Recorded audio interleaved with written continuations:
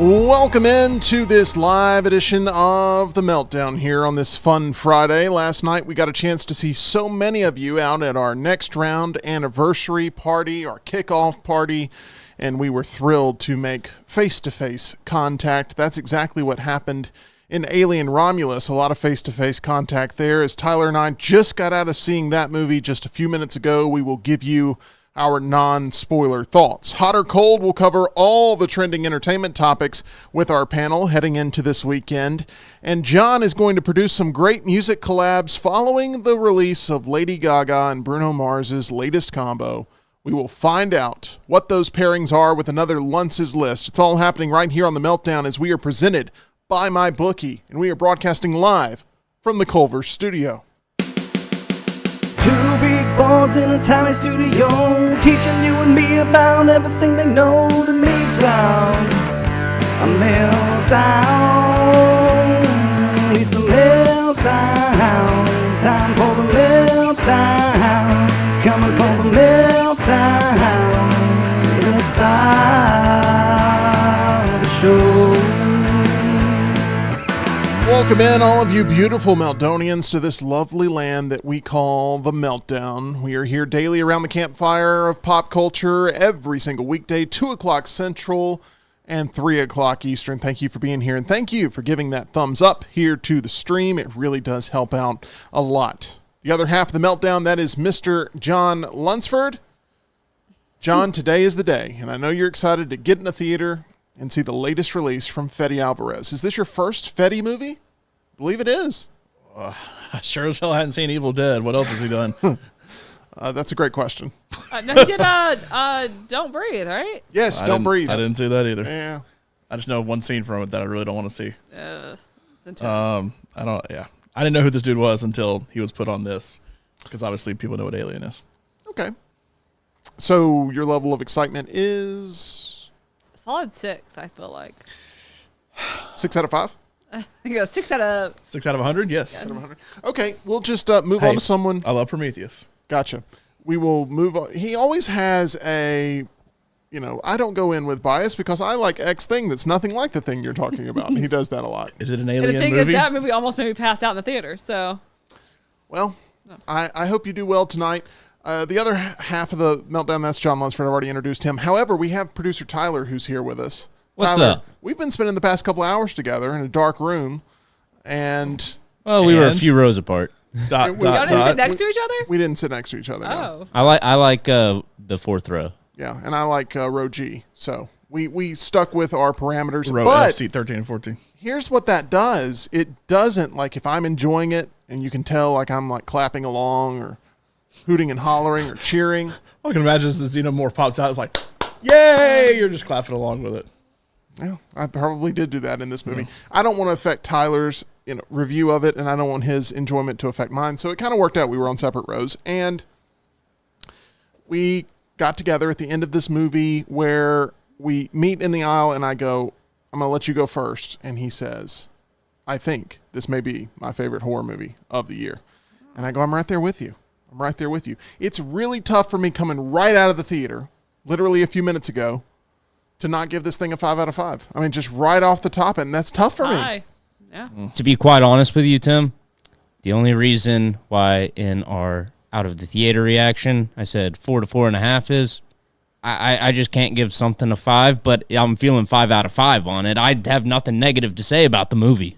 Okay, but you just feel like 5 would be an overreaction. Yeah, 5 feels like I'm hyping it up too much, Yeah. and I'm building false expectations for people. Yeah. But this is just it's an A-plus horror movie. It's incredible. I love You did this give movie. Dune a 5.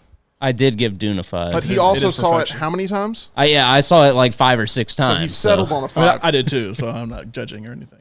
I wasn't in love with the Alien franchise. But over the course of this year, I have grown more in love with the Alien franchise.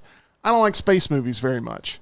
No. So that doesn't do anything for me, the fact that it's in space. However, there are shots in this movie, Tyler, that are absolutely gorgeous. I mean, yeah. If they would have released this straight to Hulu, it would have been a crime. And I think they probably upped some of that. Was that a conversation at one point? Oh, yeah, absolutely.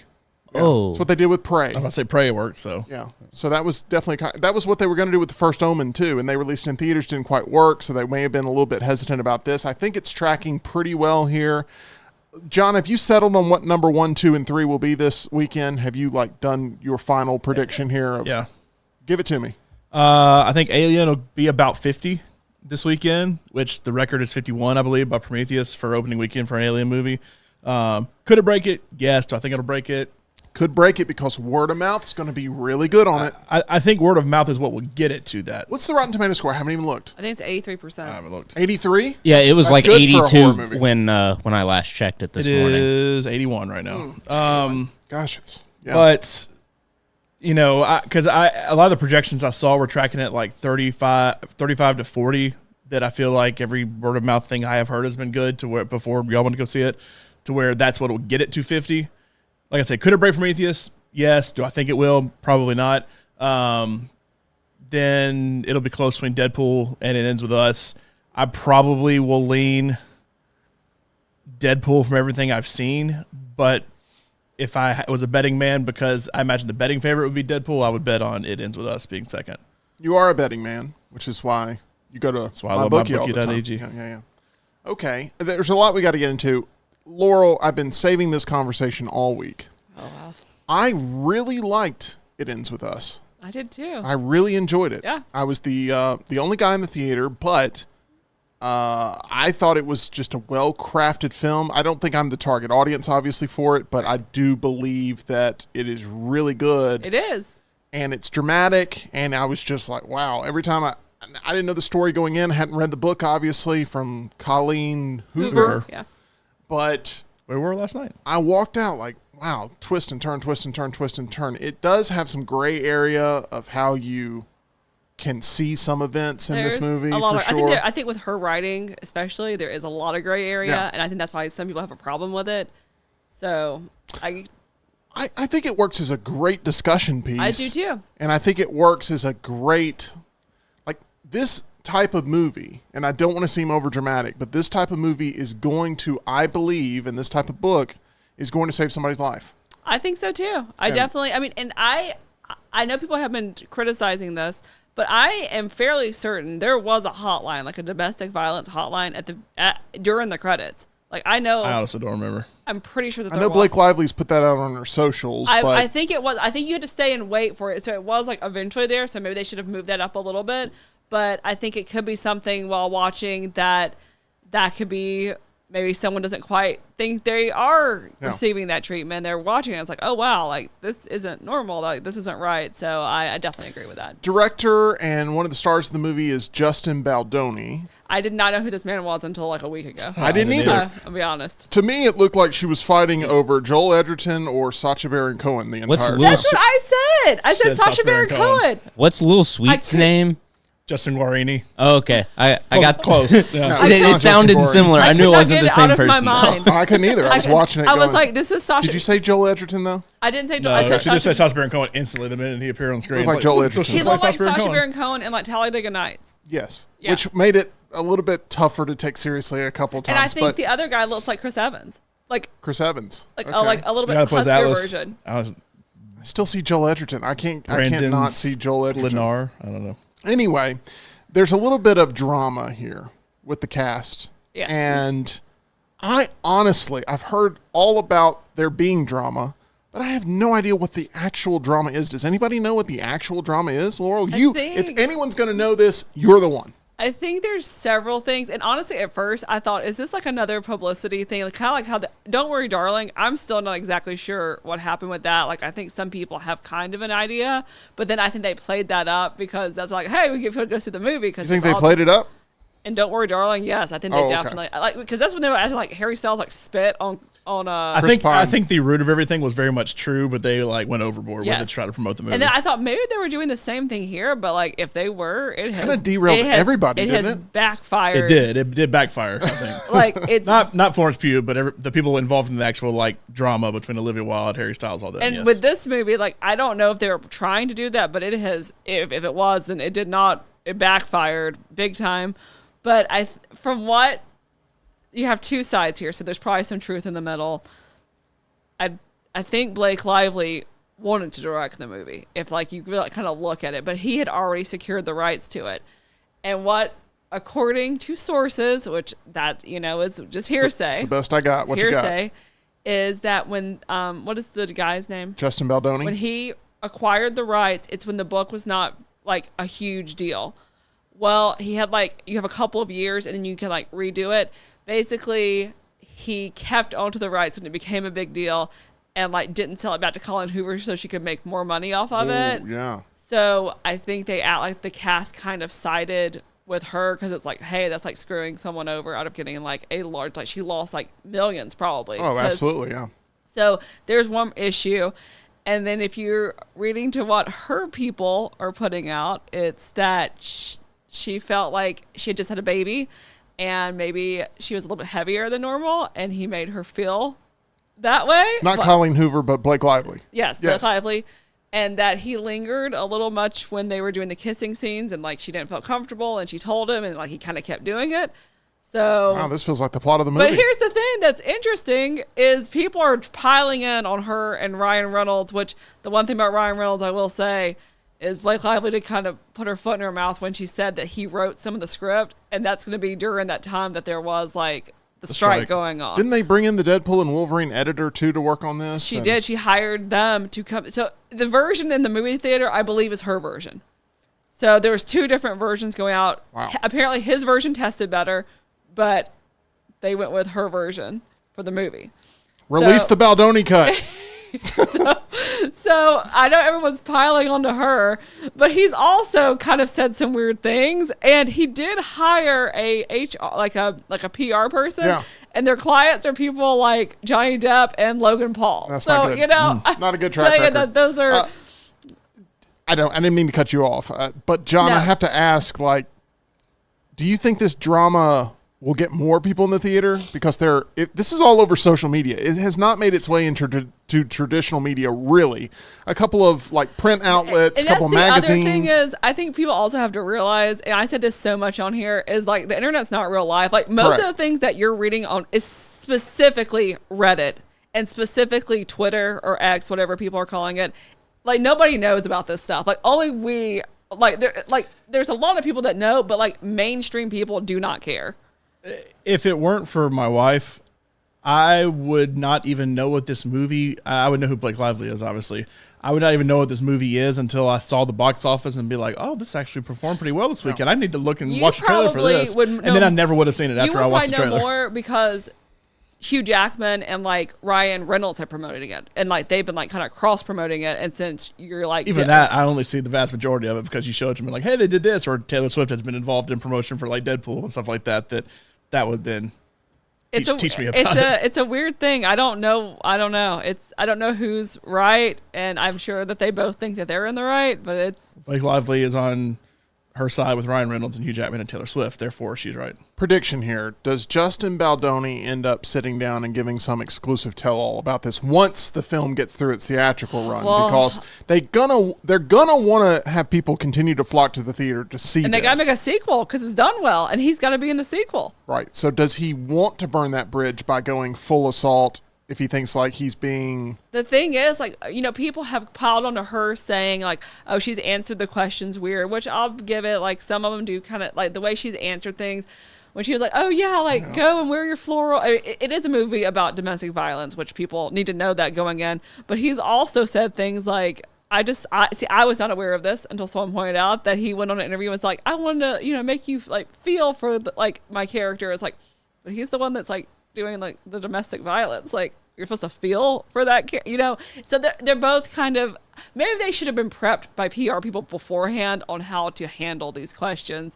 And if they didn't really get along, maybe find a way to This does seem like a story where things continue to be successful, even though there's tons of drama, and then they become more successful, and then there's more drama, and then it becomes more successful. It's dang, if the success could just calm down a second, we got some stuff we got to clean up. But it's the best problem to have, I guess, in Hollywood, to have this huge hit, but then all this mess that you also have to kind of tend to. To me, I think this story doesn't really make a lot of sense to me. And the Ben Affleck-Jennifer Lopez marriage, I am fully convinced that there is no marital problems between these people, that it has been made up to make up for her poor record sales and for her poor, like, not the stadium, because they're trying to take attention away from that. There was something that hinted like maybe he's relapsed a little bit and trying to like drag like negativity, like focus on that instead of the actual problem. But how is it that like she's always with his kids? Like she was with him with his birthday yesterday, but like they're getting divorced. I don't know. I don't Congrats, understand. you got her started. Okay. Well, I'm done. I never asked about Jennifer Lopez and Ben Affleck, but I welcome all of this conversation. Well, There's a reason why it's a fun Friday. It was all tying in together because, Yeah. you know, the whole thing is also a lot of people have been talking about this interview that's resurfaced with Blake Lively and Ryan Reynolds, and it was when they're doing the Green Lantern. And a lot of people think that maybe he cheated on Scarlett Johansson with Blake Lively. But Blake Lively is also rumored to have cheated with Ben Affleck when he was with Jennifer Garner. So that brings it together. So if you want to delve into that, you're more than welcome to look it up. I think we have to put this in reverse and get out of here. I think we just have to just Google it. We have to back it up. We're just going to do that. Wow, that is a Madam Web of confusion there of what's going on. Okay, so all the celebrity gossip. Madam Web would have been better with any of these people involved with it, but yeah.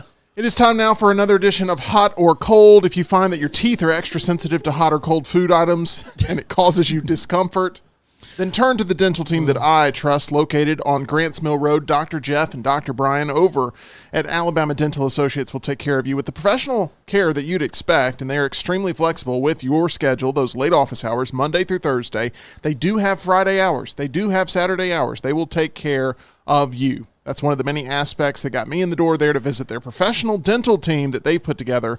The other is the fact that they are so friendly and welcoming to all of their patients. It really is a great time. I'm going there next week. Reach out and try Alabama Dental Associates for yourself. They are accepting new patients now and can help you feel at ease about all of your upcoming dental procedures.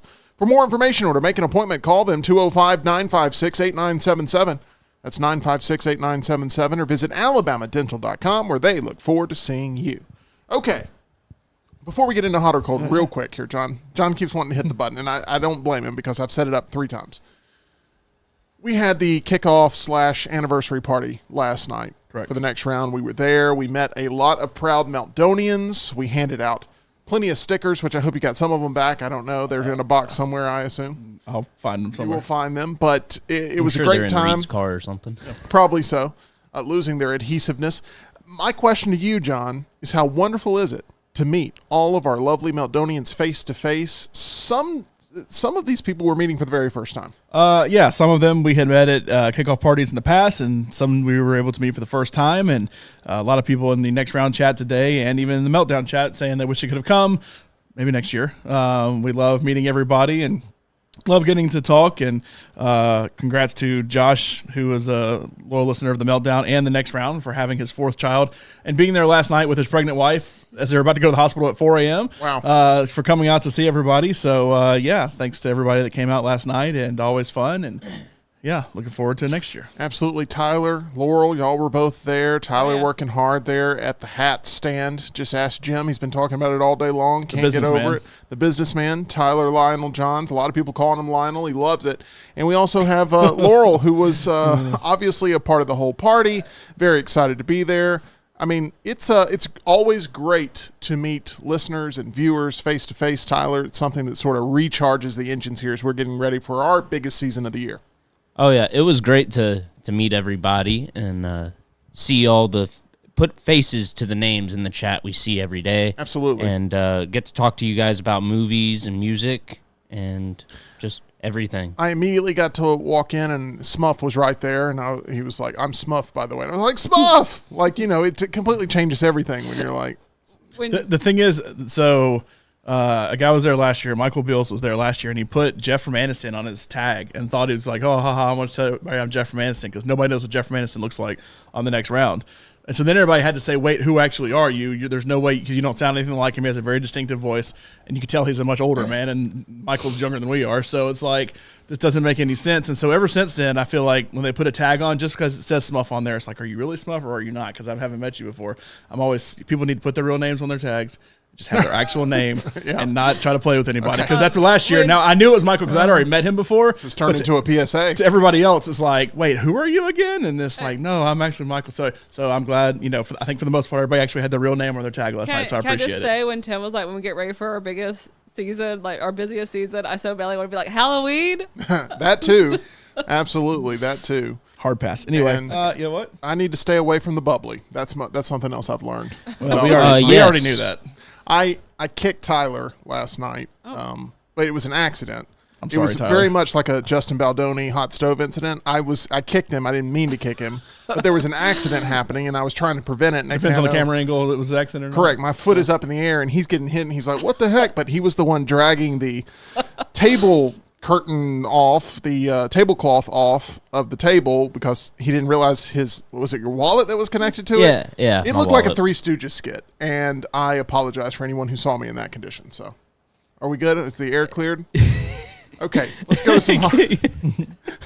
Tyler thinks it's funny. I was there just selling hats. Tim goes to talk to everybody in the poker club. I guess eat some dinner, and you came back stumbling to the hat stand. Yeah, and Stumbling. Stumbling. Half a beer and he's gone. Oh man, I'm a lightweight. It Total was lightweight. bad.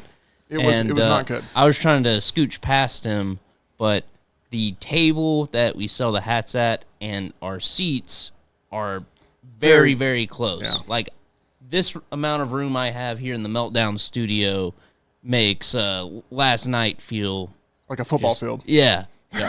I mean, I've got so much room for activities here, but last night I could not move. Yeah. Hunter Bussey kept staring at me, like wondering if I was okay, and I kept looking at him, going, "I'm not okay." And I appreciate Hunter having my back there. Okay, let's go to hot or cold. You can hit the button now, John. Awesome. Here we go. I'm going to give some topics. I'm going to ask a very distinct question, hopefully, and then we're going to have our panel say hot or cold. Schitt's Creek father-son duo Eugene Levy. I always thought it was Levy. I don't know. Eugene Levy and Dan Levy are officially confirmed as the hosts of the Emmys on September 15th. Are you hot or cold on this choice of a father-son Emmy hosting duo? Wow. We already have two splits and a cold. Talk to me, John. I mean, I like Eugene. His kid has never really done it for me. I didn't watch Schitt's Creek. I kind of was not super into it. Everybody I've talked to that has watched it liked it. They can be funny, but they can also be way too much. So I firmly expect it'll start off, not too bad. Okay, that's too much. So that adds to kind of being that. If Joe Coy is the line, this is going to be above that. I mean, yes. But Laurel, is that good enough to pique your interest? I kind of feel like that I could never get into the show either. And the people that love it, that's like their friends and Seinfeld to them, that they love it.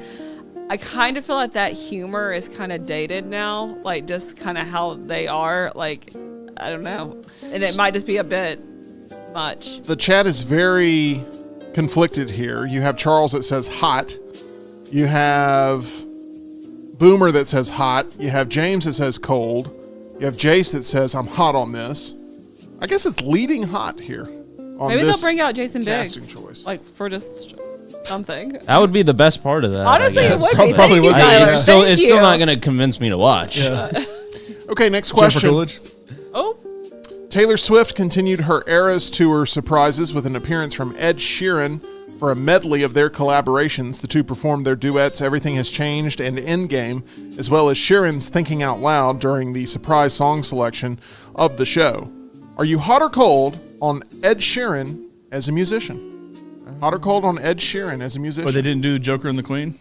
They didn't do Joker and the Queen, which is a song I absolutely love, and I know that you engagement mashup. you kind of I'm mock me telling for you. that one, don't you? No. You don't love that song. Oh, I like that song. You do? Yeah. I always thought you I thought don't like Texas Hold'em, Oh, I thought the you Beyonce song. thought you didn't like Joker and the Queen. I don't like it. Okay, I good. mean, it's, mid-tier, but that's still good for them. Okay, I like Ed Sheeran. Tyler, tell me why you're conflicted on Ed Sheeran. I like a few of his songs. Whatever that album was that was big, maybe like 7 years ago. Said a That had The Shape of You. Yeah, Yeah, I liked that album, and I liked that recent collaboration with Bring Me the Horizon that they did at an award show. But other than that, I don't really care. I'm going to go out on a limb here, and I'm going to say that if Tyler and Ed Sheeran ever met at a pub, they would become friends. I feel like so. I think so. Yeah. It was actually the Divide sign.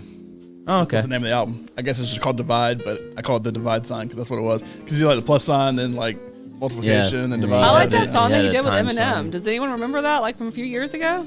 He and Vaguely. What? Yes. Oh gosh. I What was the really name liked of it.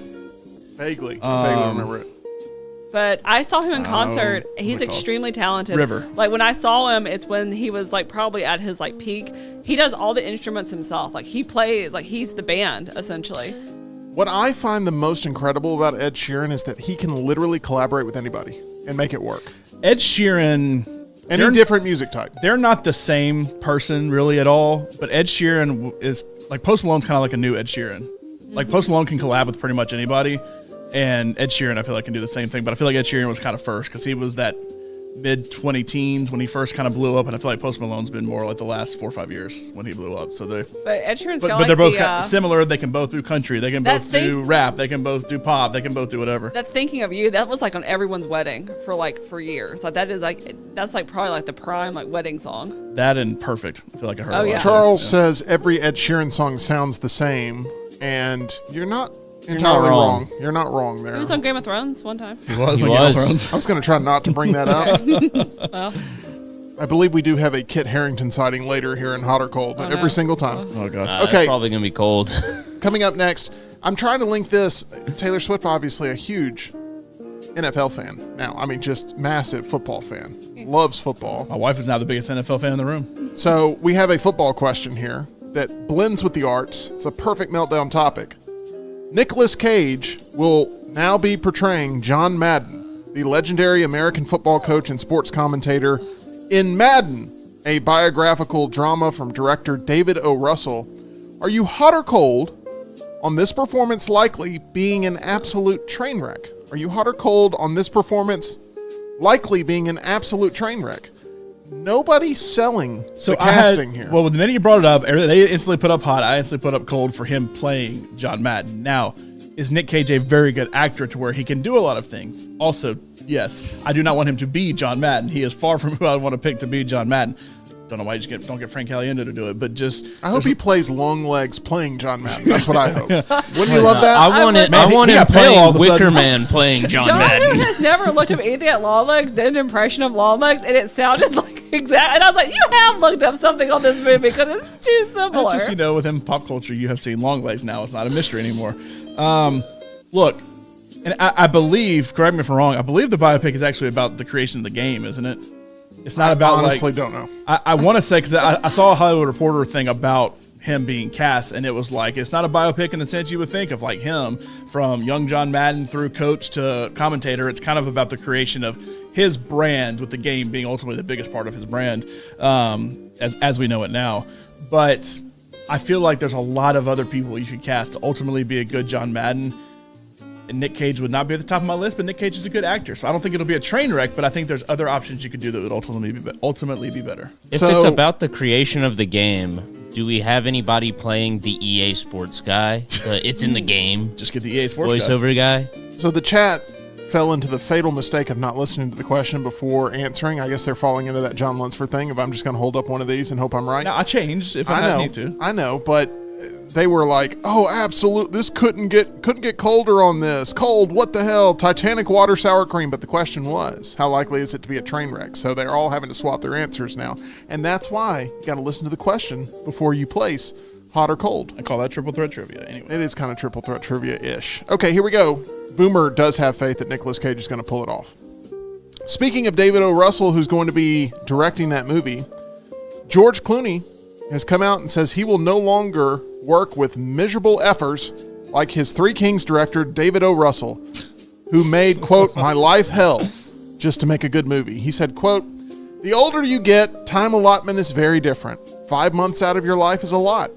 And so it's not just like, oh, I'm going to go do a really good film like Three Kings, and I'm going to have a miserable effer like David O. Russell making my life hell, making every person on the crew's life hell. It's not worth it, not at this point in my life, just to have a good product. Are you hot or cold on the fact that who you are choosing to work with is even more important than what you choose to work on. Hot, hot, hot. I think, Laurel, this is why we see a lot of directors stick with the same cast and crew for so many of their movies. I think so. I think once they find people that they're comfortable with, because there's so many, I mean, like the It Ends With Us thing, I mean, and the Don't Worry Darling, like you'll probably see none of those people ever interacting again. And you can always tell which people don't like each other because you're like, I rarely have seen these people out or like ever speak of each other after it, or even sometimes thank when they win an award. But the ones, like I think it was reported that Jordan Peele is going to have Daniel Kaluuya and Stephen Yeun. He are going to clearly be in likes his them. next movie. So like that's going to be like three movies that they've done together. So yeah, I think that's why you definitely see it. Tyler, the importance of finding people to collaborate with that you trust, definitely a big part of any sort of creative process. Oh yeah, it just makes for a better experience and better content created as well. Because if you're, on guard all the time, wondering if somebody, doesn't like you or doesn't trust you, then you can't work with them as effectively. George Clooney has made it very clear that he will never work with David O. Russell again. I hope Nicolas Cage comes out of this with a better David experience. O. Russell the one that did Silver Linings Playbook? Yes. Yeah. Okay. I think the only movie I've seen of his that I liked at all was American Hustle. He's another one that if you look into his I haven't seen the fight, though. into his history, it's interesting. I'll just leave it at Didn't that. he do that movie with Chris Rock and Christian Bale and Amsterdam? Didn't it absolutely flop? That's the one that had And Maggie and Taylor Swift. and Taylor what's Swift. her name? Margot Robbie's in it too. It has 1 billion people in it. It was John David Washington. Like I said, there's a lot of stuff that's come out about him. So Yeah, I don't know. He did Joy, Pass, Silver Linings Playbook. I did not like it really. he did American Hustle. Wow. I like American Hustle is really the only thing. I do need to see The Fighter. I have not seen The Fighter. That's the one I have to reserve judgment on. All right, we're going to stick with sports here. FX has dropped a trailer for American Sports Story, Aaron Hernandez, which tells the story of the NFL football player, including violent crimes, murder conviction, and death by suicide. Are you hot or cold on watching any of this? Ooh, I'm all in. you're all in on this. You've seen the trailer? Oh, yeah. I sent it to you. Yeah. Okay, all right. And then, Tyler, you're conflicted. Tell me why. It sounds interesting, but I don't know if I'll actually get around to watching it. But it looks good. You know, what's not going to age well is that Florida Gators documentary on Netflix. Because that was propaganda. I mean, it just felt like Gator propaganda. You only care about that team because of Aaron Hernandez, Tebow, a little Riley, I can't remember the name of the receiver that was there that also got in trouble, and then Urban Meyer. Minus Tebow, and Chris Layton. I'm just kidding. Minus Tebow, all of those have had terrible negative press, have done the worst things imaginable. And then Tebow, everybody just hates for whatever reason. Well, there's even reasons, but yeah. though he's done nothing but try to be an outstanding human being, everybody still hates him.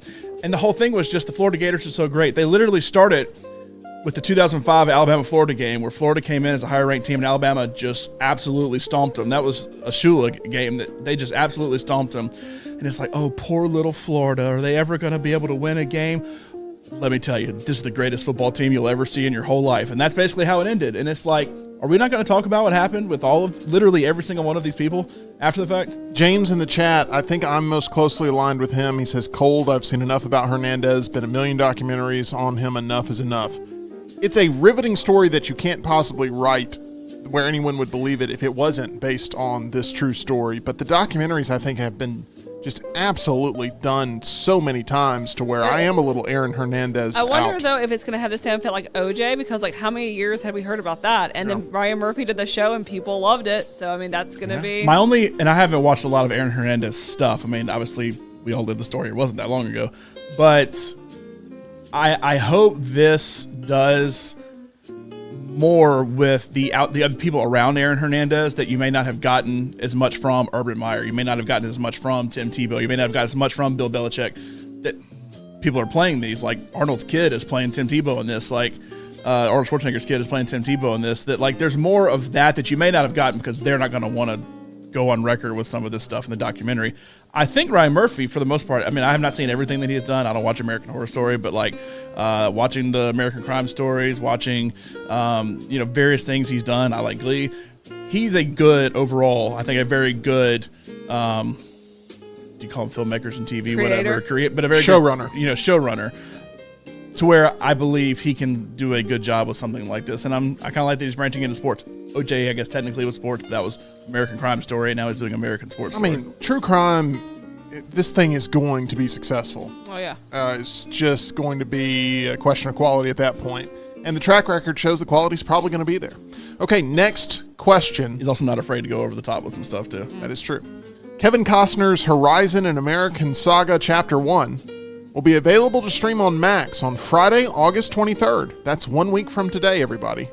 Don't care. Are you hot or cold on watching The music was Horizon cold on and American Saga Chapter 1? it. The music was even called. It cut off, so I don't want to be a part of it. Now you can watch it on Max. You don't even have to go to the theater. And I had extra A-list reservations 1 week and didn't go see it. Did you hear that? For 1 week, he had extra Yeah. reservations. Well, there's 1 week that some random horror movie. Not another church movie wasn't that week, Yeah, so yeah. exactly.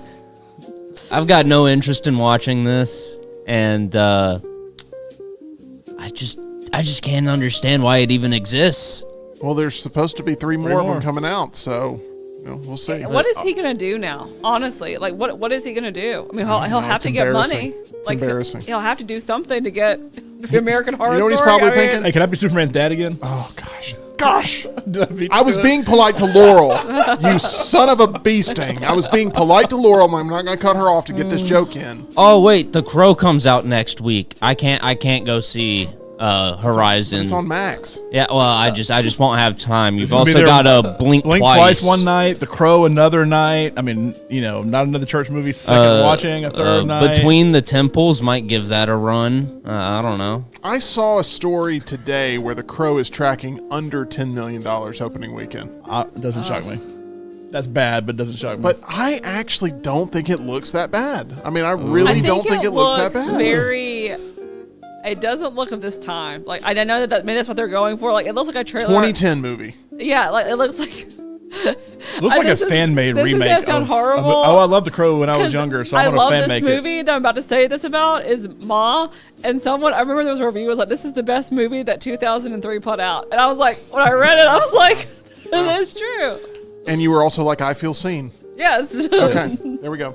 Here we go. Next question. Australian breakdancer Ray Gunn is being accused of manipulating the Olympic selection process and says the hate she's received has been pretty devastating. Saying, quote, "I really would like to ask the press to stop harassing my family, my friends, the Australian breaking community, and the broader street dance community. Everyone has been through a lot as a result of this.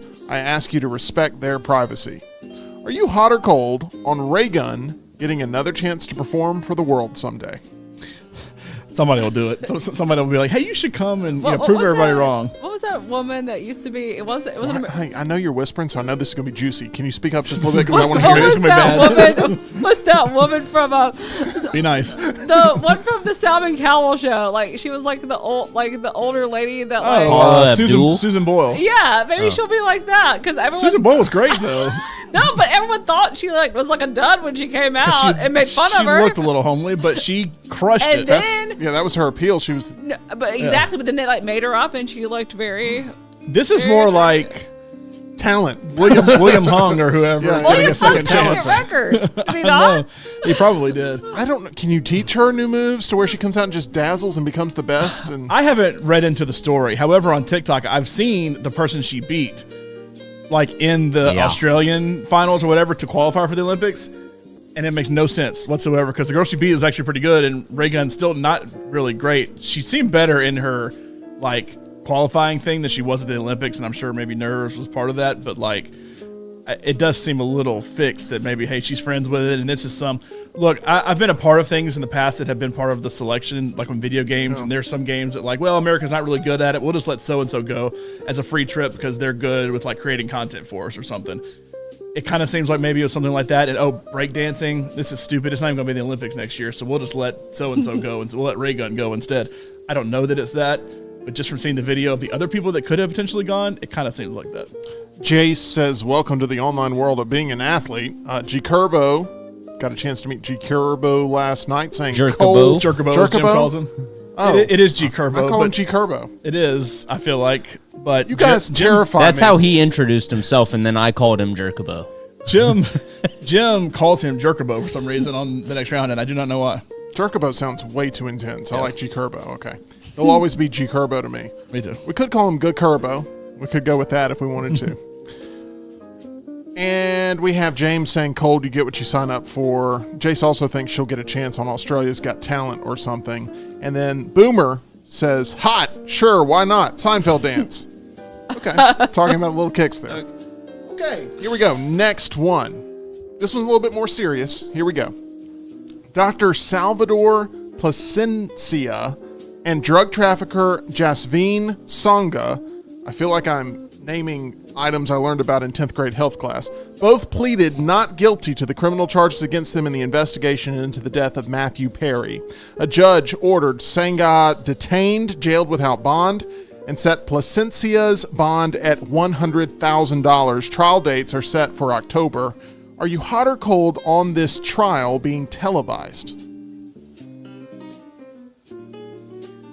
So I just saw that they had like arrested people or whatever in conjunction with it. Is the thought that they gave him basically like they were giving him drugs? It's like a Michael Jackson thing. Like you're not supposed to be giving people like because he's been addicted. They weren't supposed to be giving him certain things. In return, making themselves quite wealthy in the process. And like the text messages are so mean. They're like, how much money can we make off this moron? Like, oh, we got to get him like addicted. And even his assistant, who was with him for like I think 25 years. I think, and a subject of the book that he wrote. I mean, this person was also that his assistant was also involved in it. Let me tell you what U.S. Attorney Martin Estrada had to say about this. Quote, these defendants took advantage of Mr. Perry's addiction issues to enrich themselves. They knew what they were doing, and it was wrong. They knew that what they were doing was risking great danger to Mr. Perry, but they did it anyways. In the end, these defendants were more interested in profiting off Mr. Perry than caring for his well-being. So the question is, hot or cold on seeing this trial televised? Because I do believe and Laurel, tell me if you totally disagree, how transparent Matthew Perry was about his addictions. Matthew Perry would want this trial televised to be able to then maybe highlight other people who are doing nefarious actions to take advantage of those who do have addiction struggles. I agree. Yeah, I definitely agree. I knew that there was something up with it because it did sound weird when it happened. Not to be one of those people, because not everything is a conspiracy. It's not. But like just the way that he was found and like all the things like didn't really make sense that you knew that this, and he had been doing so well. That was the other thing. Like he had this book. You know, I know he had so many addiction problems. It seems like he would get out of it, then it would get back in. Unfortunately, like he got involved with these people, and they're just like feeding the addiction and they're supposed to be the people that are helping you. That's the other problem. It's like these are people that are supposed to be helping you, and now they're like enabling you and profiting off of you at the same time. You've got to be able to trust your circle in life. That is so very important. And if you can't trust your circle, you've got to weed those people out for certain. All right, next question here. After announcing the postponement of the opening night of his Past, Present, Future tour in his home base of Atlanta, Usher is rescheduling the first 3 hometown dates due to a neck injury, saying, quote, earlier this week I suffered an injury to my neck while rehearsing to provide my fans with the greatest Usher show of all time. Would you be hot or cold on seeing Usher perform live? Hot or cold on seeing Usher perform live? Streetwater Sour cream for Tyler. The Super Bowl performance didn't do anything for you, Tyler? Didn't change your perspective? What did he do at the Super Bowl? He performed at the halftime show. I don't care. Didn't change anything for you? No. Okay, so I thought all things considered, he did pretty good at halftime. I thought that if you wanted a Usher halftime show, he delivered the most ultimate Usher halftime show. But I mean, to not be the Usher of 20 years ago, maybe that we knew, he still did pretty good. And this is very relevant to say. And after the halftime show, I saw many people saying this. They said, Usher is everything that Justin Timberlake thinks that he is, and that is correct. Like, when Justin Timberlake is trying to beatbox and I don't necessarily disagree with that. I mean, I was watching In Time last night. Have you ever seen that movie? Yes. Him, yeah. Man, I love that movie. Kelly Murphy's in it. She walked in. Justin Timberlake. I hate Justin Timberlake. And she just goes in on Justin Timberlake, and I'm like, what did Justin Timberlake do to you? Well, he's not. She's staring at me. Well, Britney Spears for one. And Janet Jackson, let's don't forget, ruined 2 people's careers, but it's fine. Laurel, better dancer, Justin Timberlake or Ray Gun? Honestly, have y'all Oh not no, come on, don't. I mean, Justin Timberlake. Thank you. Now let's move on. that one video though that's online. But Okay, we move on. I think that should be entertaining to see live. But get back to the real question. Next question. Kit Harington's future in the Marvel Cinematic Universe is uncertain after Eternals 2 seems to have been completely scrapped. He said, quote, "I'm not going to pretend I took that role in Eternals because it was different and interesting. If Marvel calls, you got to do it." Are you hot or cold on us ever actually seeing Kit Harington again in the MCU? Cold anyway, but he has got to shut up. I told y'all he's a We've done over all the I Game of told Thrones you. things he said last week, and now we're getting into Marvel things. That's two of the most successful things on the planet. He needs to shut up. And what I tell you, a dud. I told you. He's short, but Well- like, it's just Eternals wouldn't have done anything anyway. At least his character. I know they tried to work it into Blade because Blade ain't even going to happen at this point. Is Kit Harington turning into the Joffrey of the Game of Thrones cast? He just needs to People shut have up. compared him to this like in every franchise. There's like one person that like never moves on. Like for Harry Potter, it's what's the blonde haired kid's name? Tom Felton. Tom Tom Felton. Felton. Yeah, my Tom boy. Felton. He was People are like, this is he good. was in Planet of the Apes. Subtle no. How many years ago? For Like very much side 11 character. maybe. It was even longer than that. He was in half of that movie, by the way, too. It was very much a side character. People said that Kit Harington is turning into that, but Kit Harington's going to make Hot or Cold every week as long as Kit Harington keeps giving me information that makes it into Hot or Cold. Jace, you'll 1,000% see Roy Kent in the movie before you'll see Kit, because Thor ultimately is at least something that can continue on. And even though people didn't like Love and Thunder, you'll still see that. You will not see anything about Eternals ever again, I don't think. So does Kit Harington just not act in anything good anymore? He just wants He to was run in his the movie you mouth. saw? Yeah, I know. Act in anything good, Good. was what I said. He just seems to run his mouth about all the stuff that could have been good, I guess in the case of Eternals, but the stuff that was good with Game of Thrones. He thinks he's got room to talk now, like he's a star, but I don't know. he completely fizzled out after Game of Thrones. he He was really in Pompeii. I just don't think he has the look for it. Like I don't know. Maybe it is his height. I'm not sure. It works for Jon Snow, and that is literally it. Yeah. I mean, he could have been a good Wolverine if they had gone that route with him because he was like the same height stature. I feel like. Could he be an okay Wolverine in general? Potentially. Could he follow Hugh Jackman as Wolverine? Absolutely not. Well. That's the problem. Okay, I'm going to go with this one. So the next Steven Spielberg movie is being hyped up tremendously as Steven Spielberg back to his truest blockbuster form. It's being hyped as like this is going to be. Like sci-fi. It's like Jaws it's an 5. alien It movie. seems Horror like it's going to be a form. sci-fi movie that's going to like be looked at as a Steven Spielberg classic one day. Like he wants to create something that gets back to him being at the top of the pecking order. Like he's adamant that this is going to happen with this movie.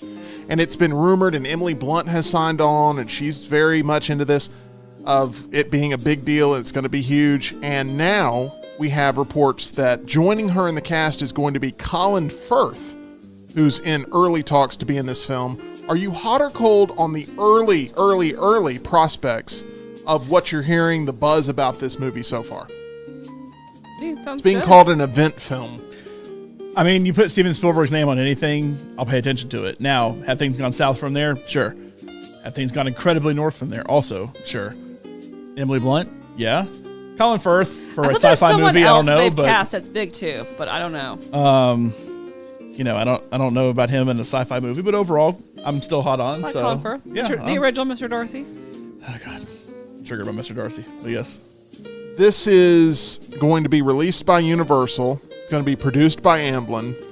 It's unclear what any of these actors are playing in this, what's being called an event film that is slated to open in the summer of 2026, but it's being suggested as a return to the kind of blockbusters that made Spielberg a household name, and the industry hype around this project is through the roof. Now, whether or not it's the most overhyped thing ever and it doesn't deliver, I don't know, but Spielberg has gone from... He's kind of gone all over the place here lately with trying to make a couple blockbusters, but really working in some more artsy, emotional films. West Side Story is incredible. And what was the Fablemans that he did? It is okay. You know, it wasn't great, but it was personal to him. And now he wants to create just a awesome popcorn movie. Ready Player I One? loved Ready Player One. I did too. I mean, loved it. But it was an adaptation.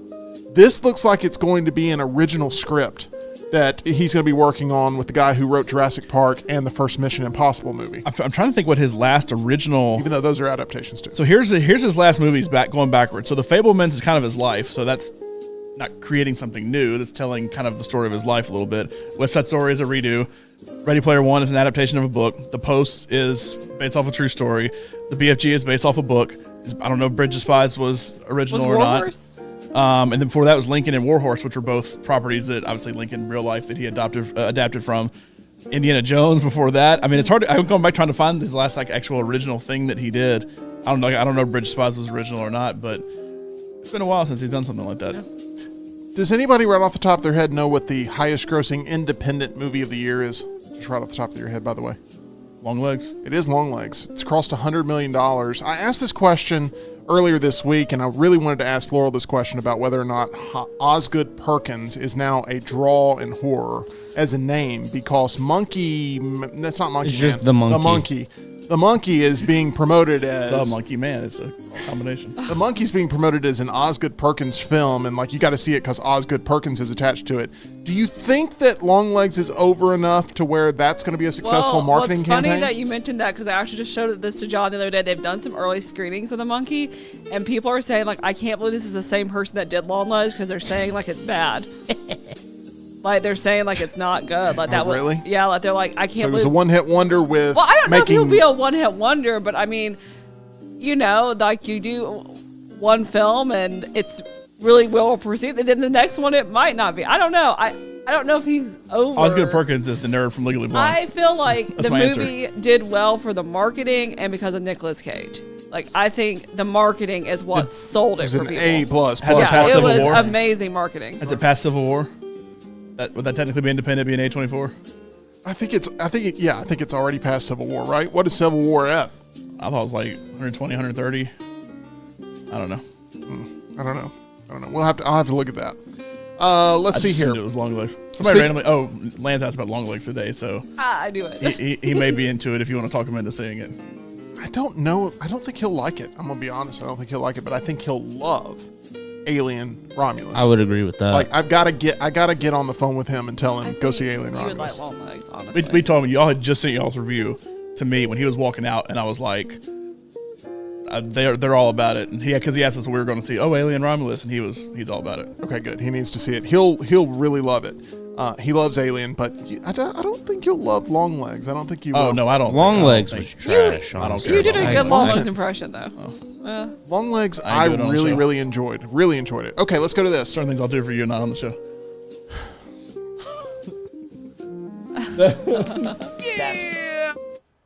I'm just hitting all the buttons. Yeah.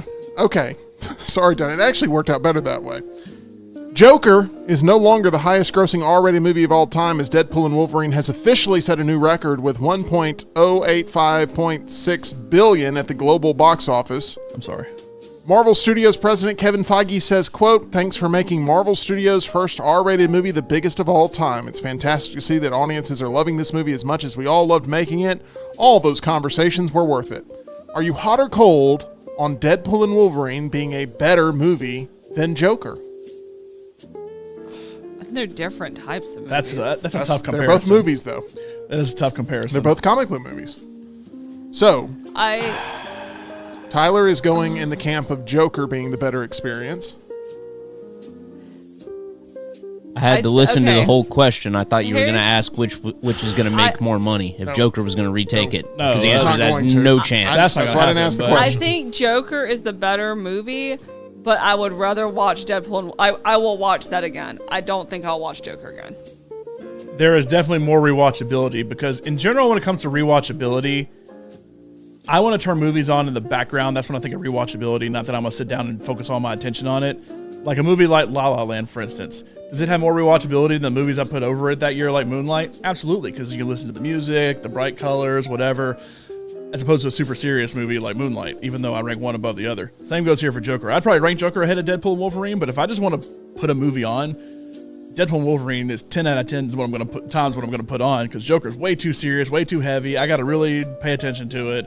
No chance. But yes, it's probably overall a better movie. So right before Alien Romulus, we got some trailers, and I got the Joker 2 trailer on the big screen. I loved seeing it, and then I get that freaking Speak No Evil trailer again. I know exactly when that was going. It's gonna be coming out soon. September. We Okay, still got almost a whole month of another this. month of this. Yikes. Tyler, did you think of me at all when you saw it pop up on the screen? Yes, I did. Which one was it? The first one or the second one? Who cares? Okay. It's the second one, It was the though. second one, but I almost started booing. I almost started booing loudly, but I was worried Tyler would be embarrassed and he wouldn't vouch for me when the theater manager came up Who to me. was And I'm that? like, I'm here for a booing work in here? assignment. That was Tim. Go arrest him. He's Oh, up I there. He's hate, in row G. I hate the marketing guy. campaign for Speak No Evil. And Jace is right. After seeing Joker the first time, I never wanted to watch it again because of the way I felt afterwards. When we went to go see it in L.A. that opening night, I know you saw it opening night too, but like super armed security in Hollywood for opening night of Joker, like that was so intense. Plus the movie's intense. It just gives me flashbacks of how all that went down that opening weekend with Joker. I've brought this up a couple times, but there's a meme of Peter Parker sitting in there watching a movie and he's like smiling and laughing at the theater, and then like James Franco's up there and he's looking at him like why is he having so much fun? And what I loved was the opening weekend of Joker. It was like me enjoying Joaquin Phoenix's Joker, and then the James Franco part was like the undercover officer who's watching me watch Joker or whatever. And it doesn't work as well verbally. Okay. But that was... I've seen the same meme. That- I can vouch for you. That's That was good a one. wild opening weekend experience. There's no way this next one makes more than the original Joker, because you just cannot catch that lightning in a bottle again, where they thought people were going to just lose their minds watching this. And I had been so excited for Joker, I booked back-to-back showing tickets. And after seeing it opening night, I canceled my second screening, not because I didn't love it, because I needed a process. I needed a shower. It would be a I needed lot a to therapy watch twice session. in a row. Yeah. I've never had, because you reached out to me and told me your opinion of it. My dad instantly called me because he went to go see it too, and was like, Yeah. I had to tell me everything about it. And we were waiting until Friday to go see it because we were out in LA. We were at Disneyland that night, and so it's like I've never had so much reaction to a movie in my life. Plus, just knowing going in what everybody was thinking going into it, and Right. And Brad texted me and said that he liked it, so we certain knew. other people in our life also texting us about it as well. It was definitely an event, not in a good way. I don't know if that makes sense, but like the way like an Avengers movie is an event, like Joker, I remember as an event weekend, but it's because there were armed guards outside as we were walking in, and it's like, Joker, wait, this is different. Joker was. I guess it's just different in Auburn. I went to go see it, no problems, no security of any kind. That was not the case for me, and I went down the It street. was chill. No, Joker was like going to watch a movie with Bruce Wayne's parents in Gotham City. It felt that way. I mean, like you were just clutching your pearls and holding onto your popcorn, hoping there wasn't some nefarious actor around the corner. It was a wild experience. Okay, next, a Missouri woman was arrested this morning on federal charges over an alleged scheme to defraud Elvis Presley's family of millions and steal ownership of his Graceland estate. Oof. I don't know if you guys have heard this story. No, so they're going after Riley, or I Yeah, guess she's in so. charge. does she yeah. have a charge at all? Yeah. Yeah, they were trying to steal Graceland, but this has been thwarted as the woman has now been arrested on federal charges. Are you hot or cold on visiting Graceland? Now, you may have already I've gone. already been. That's I've fine, been, but it's not. Okay. You didn't like it? If you want to go to Graceland, we'll go to Graceland. I've already been to Graceland. I've been once and it was super overrated. Again, I went once, but I think everyone should go to it once. It's overrated, I think. It's one of those things you can mark off the bucket list, sure, but like just to mark it off the list more than Laurel, anything. sell Graceland to us.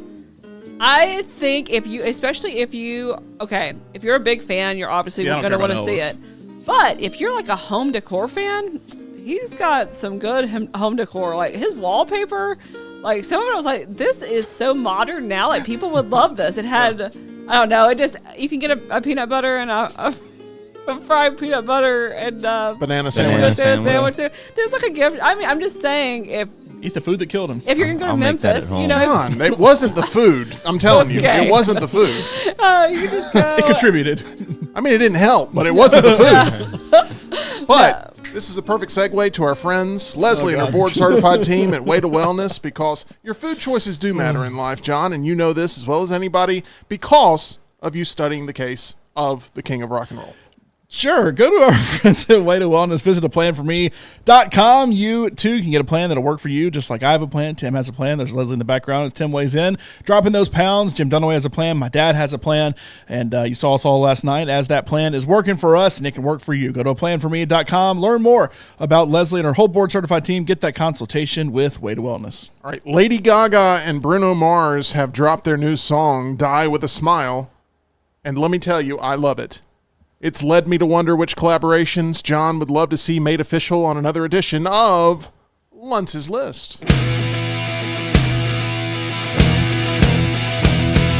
is this? What is this? Luntz's List, Luntz's List, oh. What is this? What is this? Luntz's List, Luntz's List, oh. Luntz's List to find. Luntz's List to find. Luntz's List to find. Luntz's List to find. All right, John, I want you to book the 5 opposite sex duets that you'd be very confident in working on as a producer. Now, you've produced a lot of things in your life. Yes. Have you ever produced an album of any sort? I would say kind of an assistant producer with you on an album, and that's it.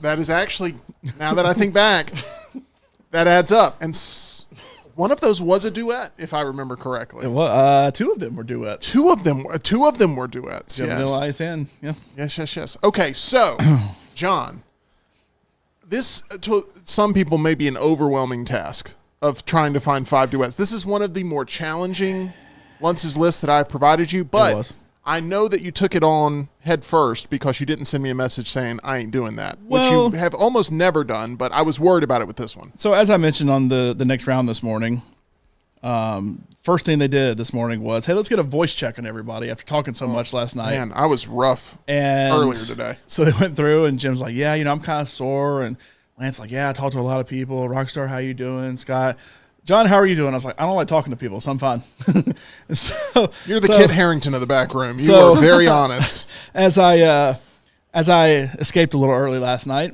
went home, went to bed. I didn't get it till this morning, where it's like I feel like I can't clap back now because you sent it last night. That after all that, it's like, man, this is long. But this is explaining Luntz's List today. Is all of this text. Unfortunately, sometimes it's like, John, give me your 5 favorite movies, and then it's easy. And then sometimes it's like, here's all the parameters of how long. I mean, I could scroll and show you a little more too, but it's at least one full. It's completely fair. But after every Mexican restaurant chip ever is thrown in there, I've got to be very specific about what I'm looking for. I don't want any Culver's challenge flags thrown at us. So I had to, let me first say about the Bruno Mars Lady Gaga song. So Laurel sent this to me yesterday, I think during the show, like, oh my gosh, you see this? They're releasing this tonight. You don't like it? It's good, not great. It's great. This seems like, now I very much like Lady Gaga, and Bruno Mars and Lady Gaga actually were sharing Park MGM when we went to go see her in Las Vegas. I think it's a good, but not quite as good version of what he did with Silk Sonic, I think. And I just like that a little better. It's not bad. I will listen to it. I'll throw it on a playlist. You respect it. I do respect it. Laura, where are you on the song? I like it. I like her music. Like, there's a few albums that I don't care for, but for the majority, I mean, I've seen her in concert several times. Lady Gaga is an incredible singer, but I actually probably like her pop music more than like when she sits down at the piano. Disagree. And I'm the opposite. I don't like her pop music. I love when she just sits down at the piano and plays, which I hope we get in Joker too. She's incredibly talented, and I still very much like it. I just prefer probably her pop music. I, in general, prefer even Taylor Swift. When she's putting out these albums, I'm all depressed about all my boyfriends, like the Tortured Poets Department was for the most part. Not as much as when she does Lover and she's all happy and poppy and everything. To me, Reputation, when she's angry and like this explains screaming more. Like, that's what I enjoy more. This explains why you defend her character on Star is Born going on SNL and performing that god-awful song, the worst song I've ever heard in my life. I have defended that I song. say it fits into the story. During that part of the movie, I think she just looks like Lady Gaga because that sounds like how her music sounds. It's like a bad version of Lady Gaga, but I think it fits into the story of you're becoming too commercial. It's a fun version. The whole point is you're becoming too commercial. That's Bradley. But that's Bradley what she Cooper's is in real life, though. But they got to make it believably commercial, and they didn't make it believably commercial because that song would never chart in a million years, and now she's winning Grammys for it, and Bradley Cooper's having accidents on himself. Come on, no, it's not happening. Okay. Sorry. having flashbacks. Totally random, but somehow I stumbled upon something about Roy Orbison when I was putting this list together, and I started thinking, there's a lot of current people I think Roy Orbison could do some good music with, because that's what he was doing when he peed himself in Star Is Born. He was doing a Roy Orbison tribute. He also was playing at Coachella and then was like irrelevant within a year, but that's fine. It was at the Also Sahara true. tent too. That's the Sahara tent. Did they actually say that was Coachella in the movie? Yes. I know it was like in real life, but did they Yes, you could say see he the- was like actually at Coachella, or Don't was it just remember. like a random concert? How could you I know not that's where tell? I know that's where they I don't filmed think it. I don't think it was promoted that way. Yeah, I know that's where they Sahara- filmed it, but I thought it was just like it's just a concert he's doing. That's the second biggest one you can be on that stage, but it's fine. So, as a know where it was music filmed. producer, John, we're going to get to Anyway, the list here. Here's all the parameters Go ahead. on that long I'll sit list, back. just so people know. Well, why didn't you do this?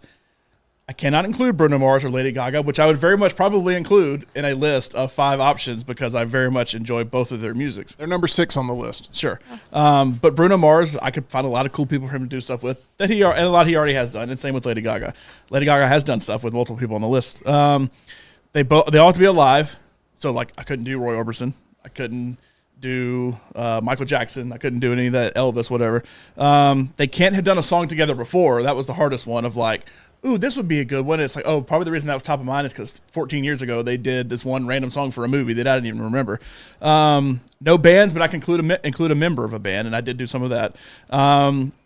I have to highlight why both parts would work. I didn't necessarily get super into all of this, but I'll explain why I think it would work. Highlight why both parts would work together artistically and business-wise, mostly business-wise, because it's all about making money at the end of the day. And it doesn't matter what Bruno Mars and Lady Gaga did, they're going to make money with whatever it is. Paint a vision for the type of song it would be. And you also didn't say this, but I decided to make it my own rule. You didn't say I couldn't use artists more than once, but I decided not to use an artist more than once. Thank you. I thought So- that was just obvious, but once again, I have to be.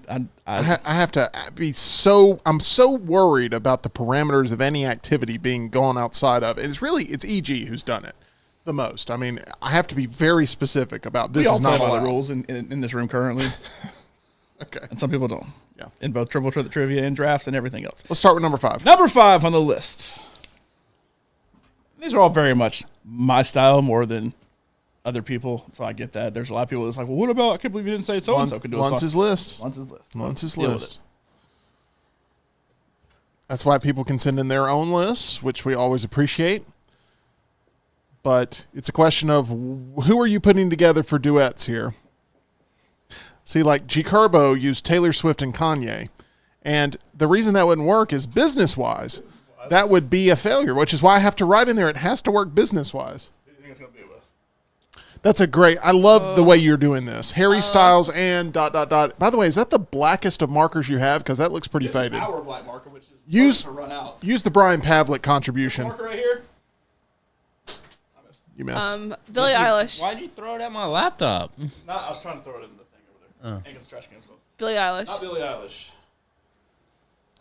We also got to fix the shot on the list Chapel. at some point. Chapel Roan.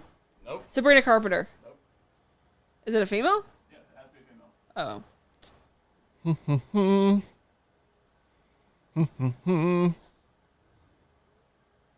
I can't see through your hat, so D. Dua Lipa, Oh. Well, that would be good. I can see that. Harry Styles, and Dua Lipa. Talk to me, John. Sell it, and give me a better shot of the list. Sorry. No, you're good. Meltdown Arcade does it to us. I gotta do it on my phone. All right, so, 2 Brits who are 2 of the bigger British artists in the world right now. Harry hadn't done an album in over 2 years now, and Laurel told me there may be an album coming out around Christmas, according to all of her sources, which is Twitter. which is Twitter, but that would be great. Apparently, come to find out, I kind of just put this together on my own, but apparently, according to Des Moines, which is Laurel's favorite source for insider gossip. That's usually wrong. I thought that was the capital of Iowa for a second. That's Russellville. That's a deep cut. That's a deep cut. So that's like a thing where they kind of put out. Wow,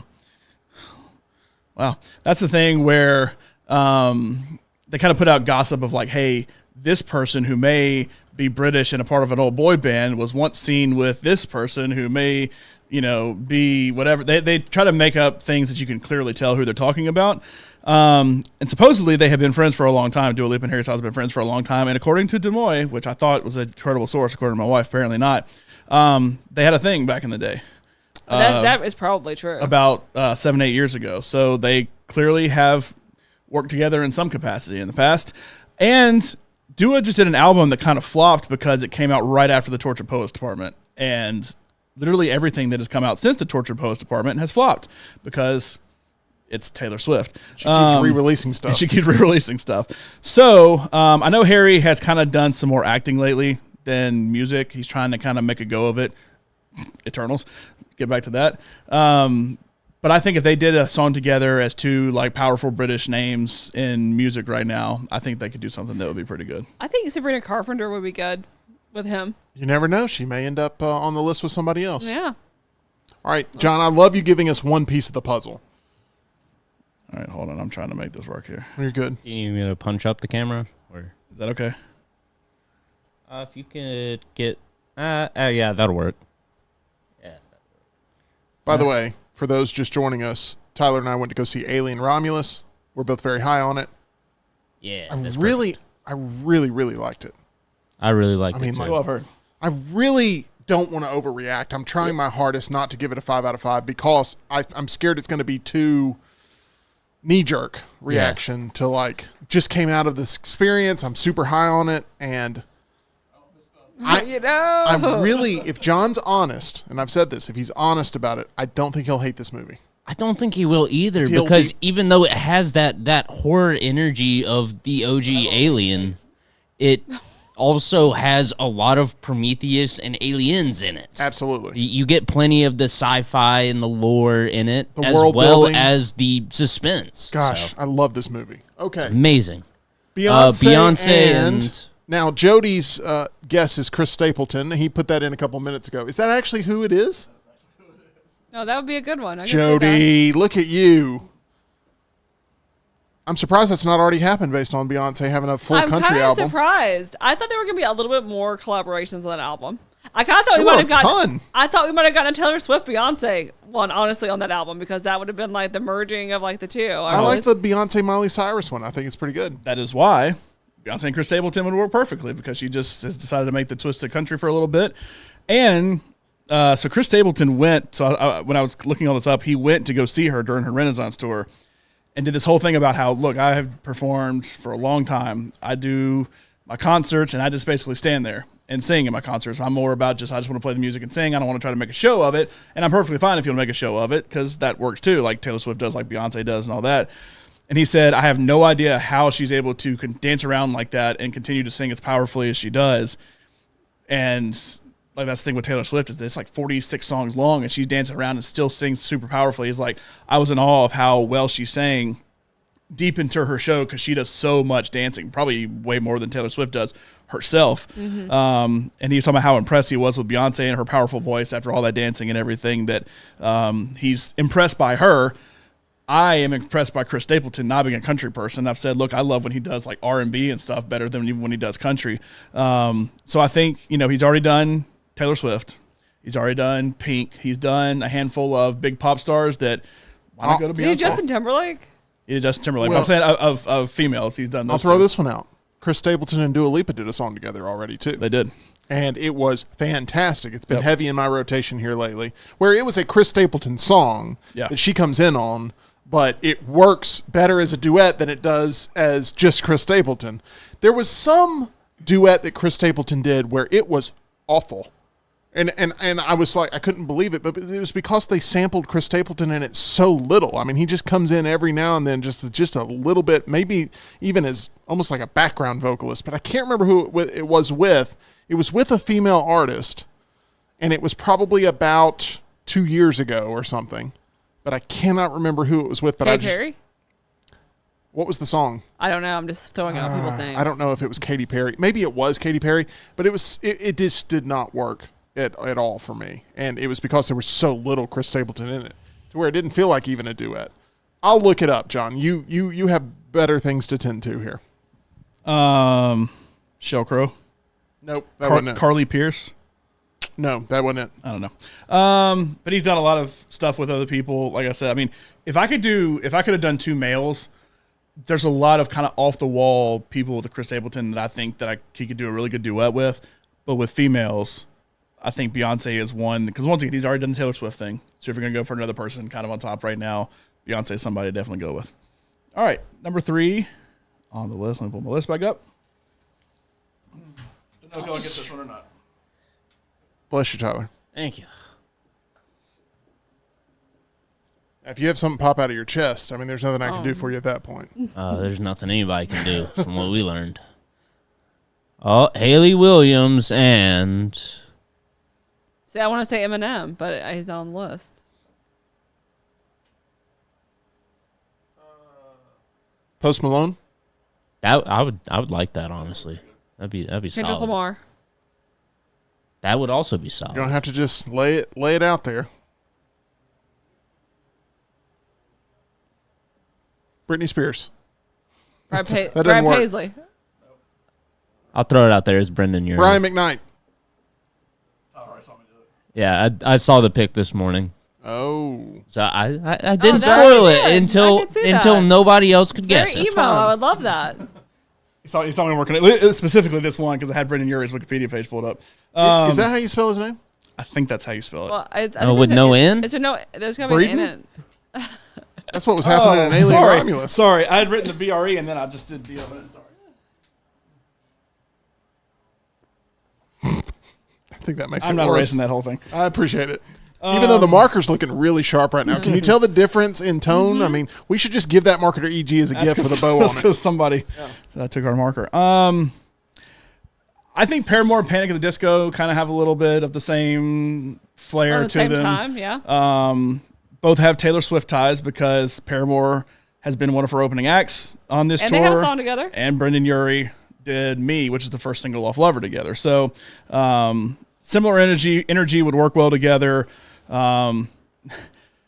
Haley Williams is not Paramore like Brendan Urie is Panic at the Disco, but Haley Williams is the only person I can name from Paramore, and I feel like is very much the face of the band and pretty much the I band. feel like her husband is actually in the band I now, honestly but I'm have not no earthly positive. idea. I'm not sure about that. But the reason for that is when Paramore was originally signed, they just wanted Haley as a solo artist. And she said, "No, I want to be in a band." And that's how that first I album think they've came been out. trying to. Haven't they been trying to get out of that contract for years now? Is that what you're bringing up? They've been out of it. Okay. So very much could be solo artists, although you think of them as with a band because you think the name Panic at the Disco, you think the name Paramore, even though I know Panic at the Disco pretty much is Brendan Urie, I guess. But Everybody else left. yeah. Tyler, are you a Paramore fan? I was a massive Paramore Okay, fan. good. I can. I like tell. Paramore. I do too. I like Paramore more than Panic at the Disco, although Panic at the Disco has had a couple of really I do good love songs.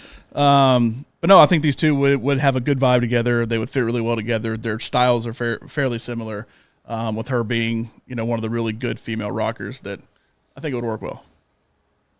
And they've both done a lot of really good collaborations too, especially her. She's done a lot of stuff with a lot of people that Airplanes. really worked well. Mm-hmm. Which one of these was the first one that came to mind out of 3, 4, 5? 5 was the first one that came to mind because that's more of just a name than like the style.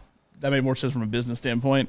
And then actually, Haley Williams and Brendan Urie was the third one I came up with. I came up with my number 1, then my number 5, then my number 3, then my number 2, then my number 4.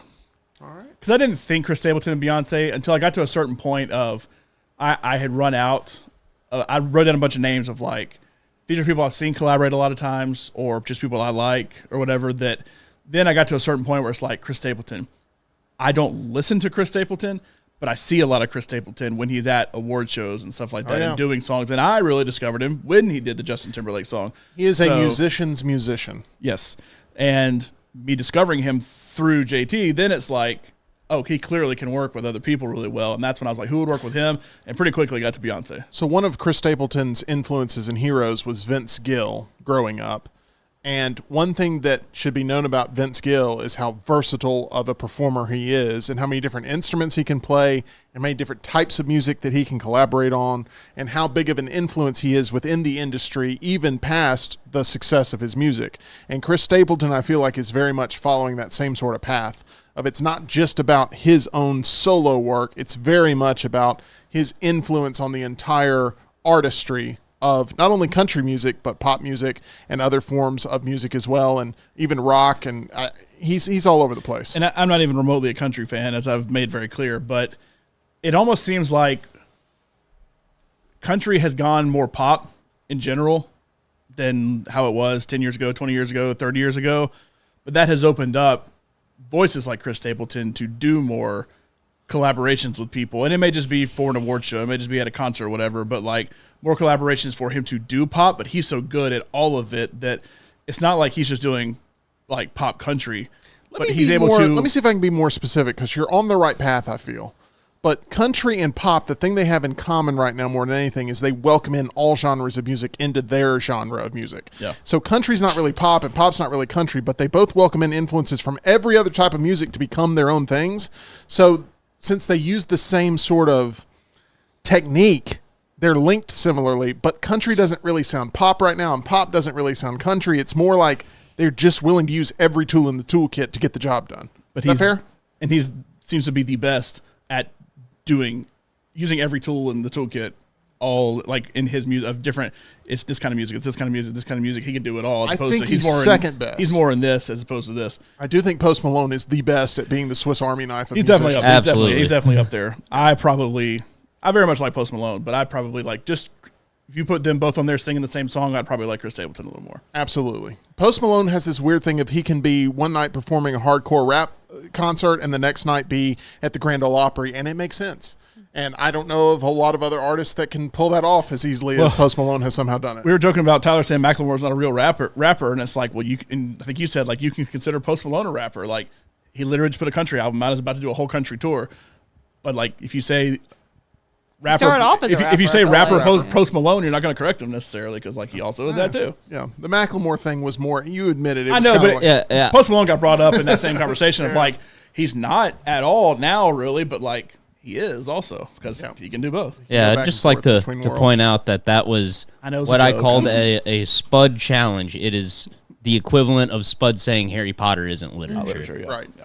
So Tyler admitted that his argument is flawed, but he wanted to make the argument anyway because he felt it so deeply personal, and Yes. that is exactly how Spud makes arguments. So that works. We just need to get that trend going where people understand what Spud challenge means. Like for instance, John is going to have a Spud challenge against Alien Romulus in a few hours because he so deeply doesn't want to like it. He's going to walk out going, gosh, I mean, it was really good, but I'm going to Spud challenge this thing. Okay, number 2. This is a name you've thrown out a lot, Laurel, in wanting to see on the list, and now you've gotten it, but who is going to be the collaborator with? Justin Bieber. Drake. Post Malone. Easy E. Is it? So I guess it's an E up there. Yes, he is. I just throwing it out there. Elton John. Oh, that would be a good one. They just had a picture together too that they posted. Yeah. I think this works.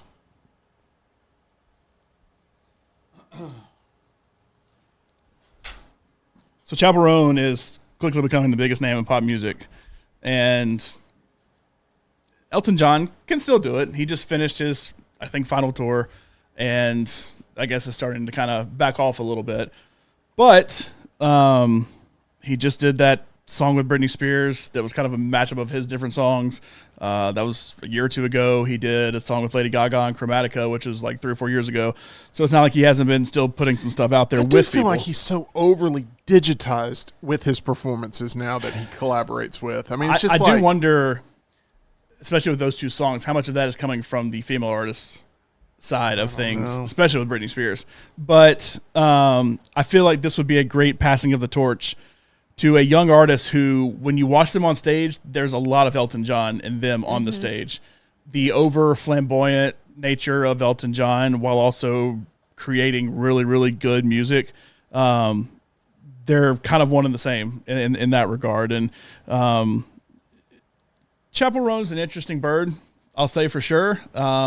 We saw her in concert. She opened up for Olivia Rodrigo, and I think she surpassed Olivia now Rodrigo. she's probably bigger than Olivia Rodrigo is. She just did Lollapalooza, and there's videos all out there that like 3 years ago, I don't know where she was, but there's an Auburn tent in the background. But wherever she was singing one of her popular songs now, just her She on was a singing keyboard. Pink Pony Club, I think. Yeah, it's just her on a keyboard with like 3 people in the audience, and it was like nothing. And now she's performing in front of like 80,000 people, and every single person there knows because she does like motions, and they know all the motions and every word to all of her songs and everything. And just since we saw her in March, and she opened and had no graphics on the board, and That just was had like her at the name end of March too. written, and she was just like, who's this girl? And now, I mean, she is everywhere. She did Coachella, she did Lollapalooza, she did Bonnaroo, she's done every major music festival in the country, and she is quickly becoming one of the biggest ones. Jace Ramley said Stevie Nicks. I honestly thought about for a hot second Chaperone and Lindsey Buckingham, because she kind of has a Stevie Nicks sound to her as well, to where that actually was one that crossed in my mind. But I had to think, is Lindsey Buckingham really still doing much? I asked Rockstar, since he played Lindsey Buckingham on the screen, that, is he still actually playing? And he said yes. He got kicked out of Fleetwood Mac, but like he's still kind of sort of doing stuff. But I thought he's too. At least Elton John is still Elton John. active-ish, and Elton John, and the like way over flamboyant. Like, just look up any interview of her, and she is always. It's like a new age female version of Elton John, or just a new age version of Elton John. Like I guess. the heavy eyeliner, the sparkles. Cyndi Lauper sort of territory. She is very much like Cyndi Lauper. Yeah. But yeah. Okay, so tell me I'm wrong, and I can't just pin it, but number one's going to have Taylor Swift in it, right? Right. So I already knew that. I don't know who you're going to pair up with Taylor Swift, because I think there is a lot of options here. Obviously, she has collaborated with someone who I did think was going to make the list in Post Malone, and that is already, Fortnite is it Fortnites? Is that the name of the Fortnite? It's just Fortnite. Just Fortnite. Fortnite. It's already, Spelled this the real huge way, hit. not the game way. But What are you talking about? talking about the Post Malone Taylor Swift song Fortnite. No, I meant that is the real spelling of Fortnite. The game is like spelled the game. Fortnite, and then actual Fortnite is like night spelled normal. I didn't mean to get into this I whole was trying to make a treasure joke. trove of awfulness. Just Thank trying you to make for a joke. explaining Who my is joke. who's going to be paired up with Taylor Swift in number one on Muntz's list? We need to figure this out. Laura Yeah. already asked me who it was. Oh, so you know the answer? I mean, I had guesses because a lot of these, and the ones She's that I guessed suggested, Eminem with every single person I've written up here so far. I think Eminem, because I started with the Ed Sheeran thing, but I feel like Eminem and Taylor Swift could have a good, because I think that would be a good collaboration. Like, I mean, How? she's performed "Lose Yourself" before. Like, they could do something. Could they do something cool? I don't think Sure. I don't think it would be but that's good. not even. I think Drake would be good. That's not on I think First both choice. fan bases would be like, what is this? Like, I both think of them. Drake could have been good, but like I feel like he's kind of been. I don't know when he'll surprised emerge she hasn't again. done multiple things with Drake, actually. Well, they Well, said he's that- supposed to be releasing like an EDM album this summer it's- because he's locked in a 360 deal. it- He doesn't have any control over when he releases music. There is a picture that he posted of them in the studio together, Yeah. and people have been wondering what is that for. So maybe that's gonna be on the Reputation drop whenever she does. And Kendrick Lamar worked with her, too. I mean, that's one of her They bigger did, songs. Bad Blood. So this is a member of a band, isn't it? It is not. Gosh. Man, this is Oh, going come to on, rack Tim, my you brain. should know this one. I thought this was going to be a slam dunk easy one. That was the second one that I was thinking about. I'll go ahead and write Taylor Swift. What do you think? I mean, the fact that now it's like you should know this, it's making it more terrifying to figure it out. Also surprised I haven't done anything yet. Kanye? Oh, God, your answer's not going to be Travis Kelce, is it? He's doing acting. He's he got is. some acting coming He's got a horror show coming out. up. Taylor Swift Travis and... Scott? Gosh, it is a T. I'm surprised y'all aren't getting this one. This would be a good one. The Weeknd. Oh. Gosh, and you know what's bad is I was driving in today and I go, he's gonna freaking pick Taylor Swift and The Weeknd as number one, and now I'm sitting here going, why didn't I remember that driving in? Could you tell I was upset when I got it right? I knew you were gonna pick The Weeknd. And I actually spelled this one right. Gosh, I knew this. You're right. I should know this because I did know this. They are number one and number two in the world right now. That The Weeknd needs to drop Ariana Grande and go with Taylor Swift, and they will Now- rule the world together. I don't think he's done a bad job with Ariana Grande. say it was She was bad. somebody I was trying to find a match for, but I couldn't really do it because a lot of it she's already done. But I mean, from a business standpoint, you're telling me there's anything bigger than Taylor Swift and The Weeknd doing a song together? That's all you need right there. You can just stop with how much money that would make. How many straight nights in a row could it sell out if it was in like L.A.? The two of them doing a show two together? of them doing a show together, where they come I in don't and know. out I of don't know if sets. there's that much time left on Earth to. Would they to not sell have that many out? shows. Would they sell out legitimately? I'm being completely honest. If they did like 90 straight nights, all 90 nights would be sold out completely. At where? Let's say at SoFi. I think Taylor's fan base would sell it out because I don't think the Weeknd's fan base would want the Weeknd and Taylor in the same show. Oh. I think they would want I to see think- other up and coming artists on the Weeknd's label, You're probably right. or something in that sort of indie Still. style Yeah. old Weeknd. Or that girl vibes. from the Idol. Either one. Oh God, I don't Maybe I'm disagree. being insane. Well, no, here, I don't disagree with that. But if you told me a month, I'd say yeah, I think they could do a month. But if they did a residency at the Sphere, right, it would sell out every single time for See, that's what I asked. the next 'cause 3 you years. if you said Crypto.com Arena, then I would have been like, oh, that'll go for 4 months. But football stadium's kind of a different story. Not that she hasn't sold it out, and not that he hadn't sold stuff out. Because I mean, I've watched his SoFi show where they actually filmed the end of the Idol. He did 4 nights there, or whatever, and sold it out. Of course, Taylor sold out everything. So, absolutely. I mean, that's the same argument as, it was probably about 8 years ago when Lil Wayne and Blink-182 went on tour.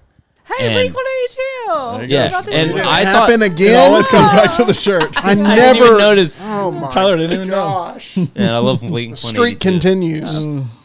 But yeah, Lil Wayne played like 2 or 3 shows on that tour because he realized, like, oh, the people buying tickets for Blink-182 are not here to hear me play Blunt Blow and 6 foot, 7 foot. Like, even though I think the combination is great.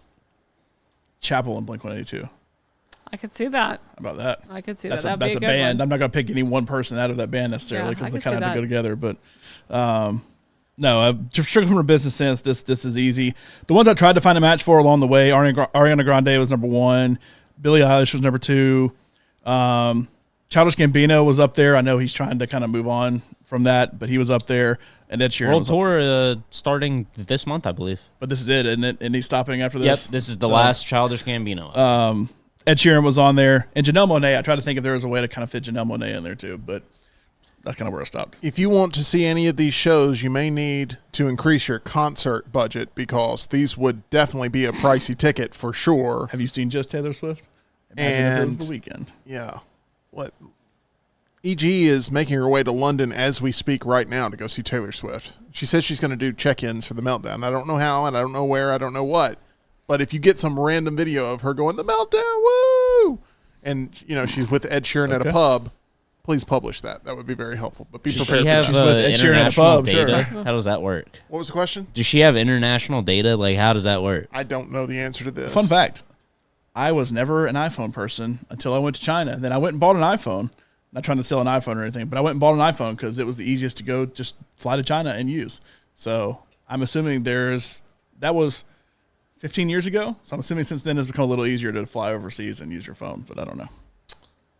That's just random, Different networks and stuff. I didn't. random story Yeah. for the iPhone. But Anyway, if I'm you sure want if to they got AT&T in London. if you want to pay those international data charges, go build up your bankroll with our buddies there at MyBookie. trying so hard to get to please I talk am about trying MyBookie. Go to mybookie.ag, promo code next round. You see it right there, always in the corner.